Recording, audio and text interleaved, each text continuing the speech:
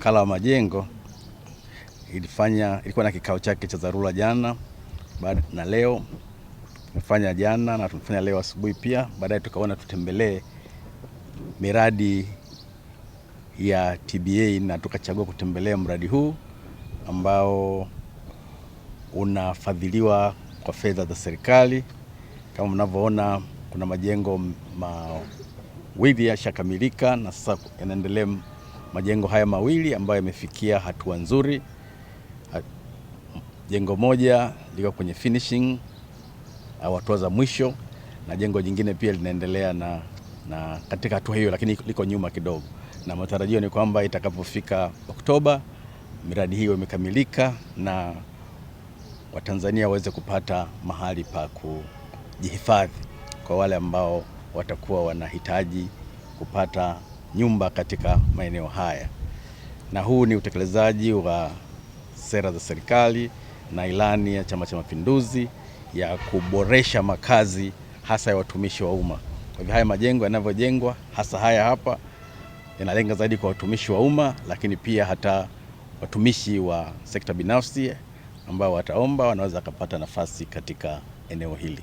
Majengo haya yote mawili ni bilioni 11.4 na majengo haya, kila jengo moja litachukua kaya 16. Kwa hivi kwa haya mawili hapa ni familia 32. Said Rajabu Mdeme ni mkurugenzi wa idara ya miliki Wakala wa Majengo Tanzania TBA. Kwa siku ya leo tumekuwa na ziara ya bodi ya ushauri ya Wakala wa Majengo Tanzania TBA katika eneo hili la Magomeni Kota, na hii ni kufuatia kikao cha dharura cha bodi ambacho kimefanyika jana, na siku ya leo imekuwa ni siku ya kutembelea miradi mbalimbali ambayo inatekelezwa katika mkoa huu wa Dar es Salaam, specifically hapa Magomeni.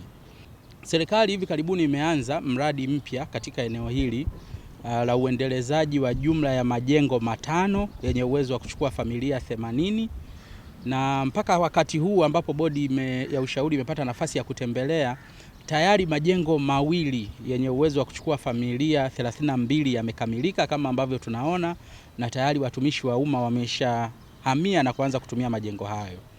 Siku ya leo tumepata nafasi ya kukagua majengo mengine mawili ambapo kila jengo lina uwezo wa kuchukua familia 16, ambapo inakuwa na jumla ya familia 32 kwa majengo haya mawili, ambayo bodi imepata nafasi ya kukagua na kuangalia progress ya utekelezaji wa mradi huu namna inavyokwenda.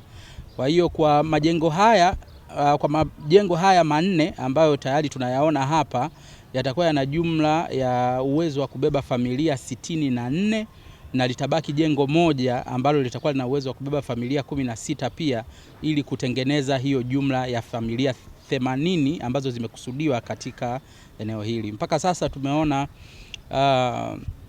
progress ya utekelezaji wa mradi iko vyema, na ni matarajio yetu kwamba kufikia mwezi Oktoba mwaka huu, basi wananchi au watumishi wa umma watapata fursa ya kuingia katika majengo haya mawili ambayo yanakamilishwa sasa. Lakini tunatarajia pia kuanza jengo moja lililobaki katika mwaka huu wa fedha.